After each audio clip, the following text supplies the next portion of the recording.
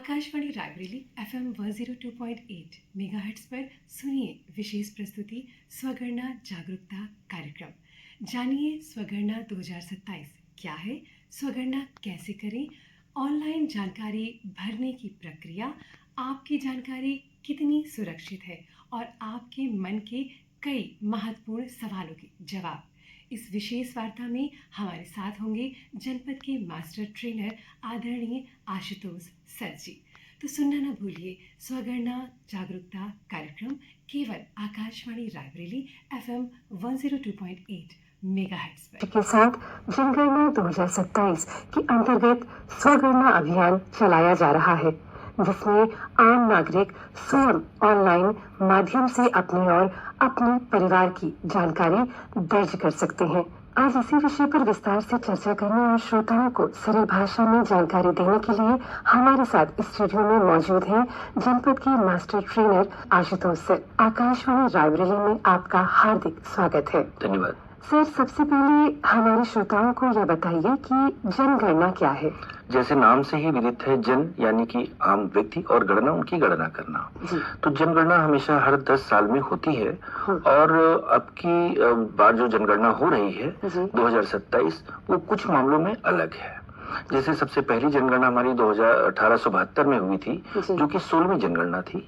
और सर, हम जानना चाहेंगे कि जनगणना 2027 क्यों महत्वपूर्ण है और इससे आम लोगों को क्या लाभ होगा। जनगणना इसके पहले चाहे रही हो या अब हो, जनगणना अपने आप में ही बहुत ही महत्वपूर्ण चीज है, क्योंकि इसमें आम व्यक्ति, परिवार, मकान के बारे में जानकारी जुटाई जाती है, जिससे सरकार आने वाले समय में उनकी विकास की योजनाओं को अच्छी प्रकार से बनाने में वो सक्षम होती है। अच्छा, स्वगणना क्या है, थोड़ी सरल शब्दों में समझाइए। बिल्कुल, देखिए, ये पहली बार 2027 की जो जनगणना चल रही है, इसमें दो विशेष चीजें हैं। एक तो ये कि ये पूरी तरह से डिजिटल है, यानी कि मोबाइल ऐप के माध्यम से और मोबाइल पोर्टल के माध्यम से की जानी है। और दूसरी ये स्वगणना, यानी स्वयं अपनी गणना, अपने मकान की गणना हम खुद करें। तो इसके लिए क्या है कि एक पोर्टल प्रोवाइड किया गया है गवर्नमेंट की तरफ से, se.census.gov.in। अच्छा, इस पर जाकर के व्यक्ति अपनी स्वयं की गणना खुद कर सकता है। अच्छा, स्वगणना अभियान किस तिथि से किस तिथि तक संचालित किया जा रहा है।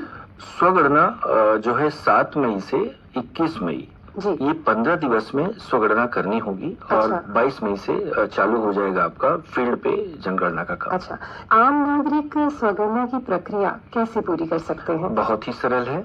हम लोग आजकल डिजिटल युग में जी रहे हैं, सबके हाथ में मोबाइल होता है, चीजें पता होती हैं।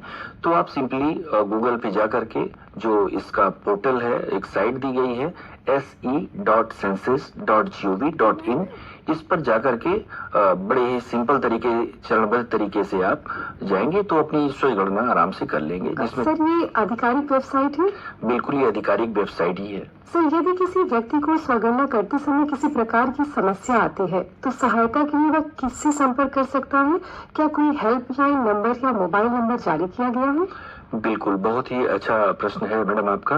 देखिए, स्वगणना में जैसे ही हम अपने प्रश्नों को एक आगे करते जाएंगे तो उसमें ऑटोमेटिक एक आता है कि आपकी किसी हर प्रश्न के बाद में हेल्प का आता है कि अगर किसी चीज की आपको जरूरत है तो वो ओपन हो जाता है, उसमें आप देख करके आप आराम से फिल कर सकते हैं, ऐसी कोई प्रॉब्लम आती नहीं। बाकी हमारे यहाँ पे जितने फील्ड ट्रेनर्स हैं या अन्य हमारे इनोवेटर्स हैं, यानी प्रगणक लोग हैं, वो भी हैं, उनके मोबाइल नंबर्स भी हैं, अगर आप चाहें तो उसमें भी उनसे संपर्क स्थापित कर सकते हैं। अच्छा सर, क्या स्वगणना करना अनिवार्य होता है।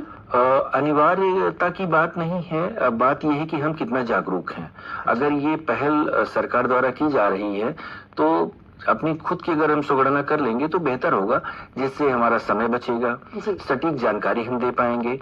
क्योंकि अगर स्वगणना हमने नहीं की तो बाद में तो फिर प्रगणक आएगा ही घर। अच्छा। और आपसे वो 33 प्रश्नों को खड़े होकर के बात करेगा, पूछेगा, तो हो सकता है उस समय आपके पास समय ना हो। अच्छा। या आप जल्दी में हो और इससे घर में आराम से बैठ कर मतलब अगर कोई व्यक्ति ऑनलाइन जानकारी नहीं भर पा रहा है तो उसके लिए व्यवस्था की जा रही है कि बाद में आ करके घर से वो जानकारी लेकर के जाए। अच्छा, 22 मई से 20 जून तक यही कार्यक्रम चलना है कि घर घर हमारे प्रगणक जाएंगे और जानकारी जुटाएंगे। अच्छा, जनगणना में आमतौर पर कौन कौन सी जानकारियाँ पूछी जाती हैं? जनगणना में बहुत ही बेसिक सी जानकारियां हैं कि कौन कौन सी चीजें हम यूज कर रहे हैं, जैसे हमारे परिवार के मुखिया का नाम हो गया, सामग्रियां हो गई, उपयोग में हम क्या क्या चाहे, पेयजल हो गया, शौचालय हो गया, गंदे पानी का निकास, स्नान घर, ईंधन, संपत्तियां, बस इन्हीं सब चीजों का ब्यौरा जुटाया जा रहा है। अच्छा सर, क्या इसमें आधार नंबर या बैंक संबंधी जानकारी देना आवश्यक होगा? बिल्कुल कुछ नहीं, ऐसी किसी भी जानकारी को इसमें मांगा ही नहीं गया है। अच्छा सर, कई लोगों के मन में यह सवाल रहता है कि उनकी दी गई जानकारी सुरक्षित रहेगी या नहीं,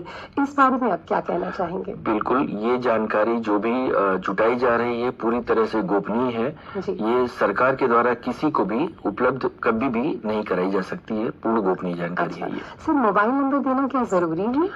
कुल 34 प्रश्न है। 34 प्रश्न में एक ये अंतिम प्रश्न है जिसमें मोबाइल नंबर की जरूरत होती है, लेकिन कोई जरूरी नहीं है। इसमें एक ऐसा प्रश्न है, आप चाहे तो दें और चाहे तो न दें, अच्छा वैकल्पिक है। अच्छा, चलिए तो बहुत अच्छी बात है सर। क्या किराएदारों और प्रवासी मजदूरों की जनगणना इसमें की जाएगी? बिल्कुल, इसमें चाहे हम किराए पे रह रहे हों, तब भी मैंने जैसे बताया कि अभी ये मकान गणना और मकान सूचीकरण का ये पहला फेज है। जी। जनगणना जो है वो 9 फरवरी से आपका 28 फरवरी तक चलेगा। उसमें जो प्रवासी हैं जिनका घर नहीं है, उनकी जो जनगणना है, उनको गिनने का जो कार्य है वो 28 तारीख को ही किया जाएगा, कि लास्ट में देख लिया जाएगा कि कौन कहाँ पे, और उनको काउंट कर लिया जाएगा। अच्छा सर, एक और महत्वपूर्ण प्रश्न है कि यदि किसी परिवार में नवजात शिशु है तो क्या उसकी जानकारी भी दर्ज की जाएगी? बिल्कुल मैडम, दर्ज की जाएगी, क्योंकि जितने भी परिवार के मेंबर्स हैं, अभी तो उसमें सिर्फ यही है कि परिवार के मुखिया के साथ में आपके परिवार में कुल कितने सदस्य हैं, यदि वो है तो वो भी आपके परिवार का सदस्य है। अच्छा सर, यदि कोई व्यक्ति घर पर मौजूद न हो तो ऐसी स्थिति में क्या किया जाएगा?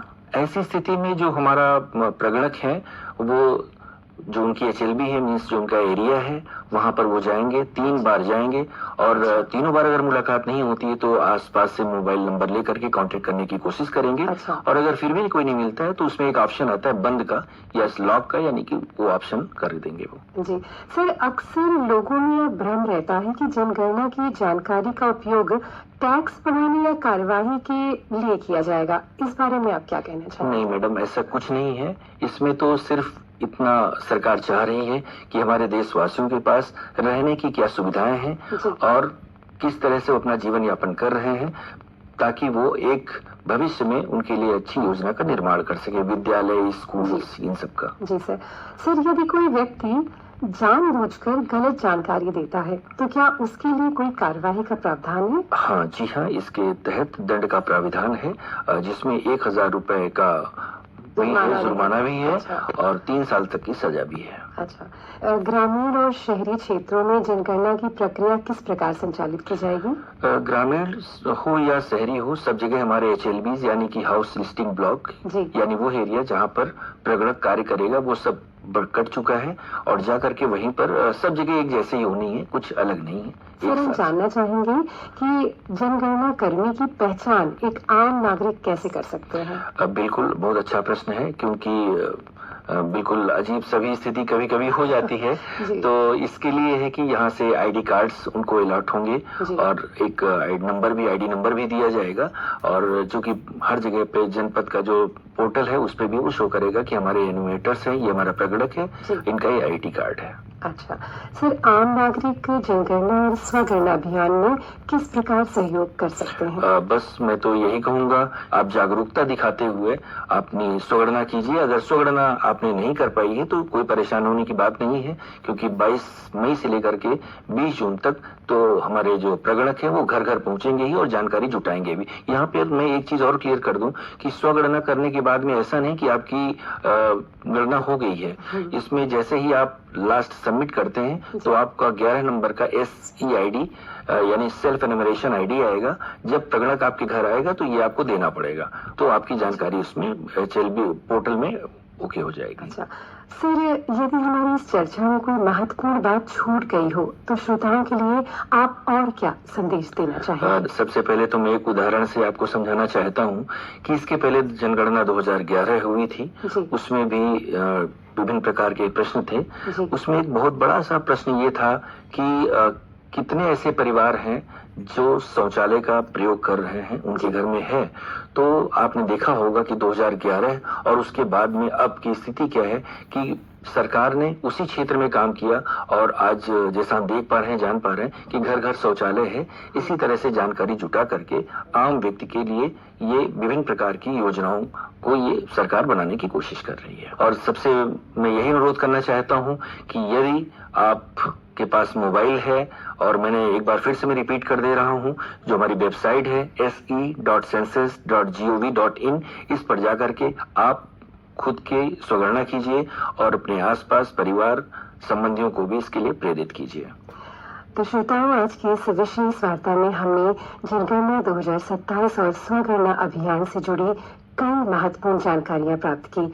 उम्मीद है कि यह चर्चा आपके लिए उपयोगी रही होगी और आप सभी इस अभियान में अपनी सहभागिता अवश्य सुनिश्चित करेंगे। जनपद के मास्टर ट्रेनर आशुतोष सर को बहुत बहुत धन्यवाद, जिन्होंने स्टूडियो में आकर के हमसे इतनी महत्वपूर्ण जानकारियां साझा की। धन्यवाद सर। धन्यवाद मैडम।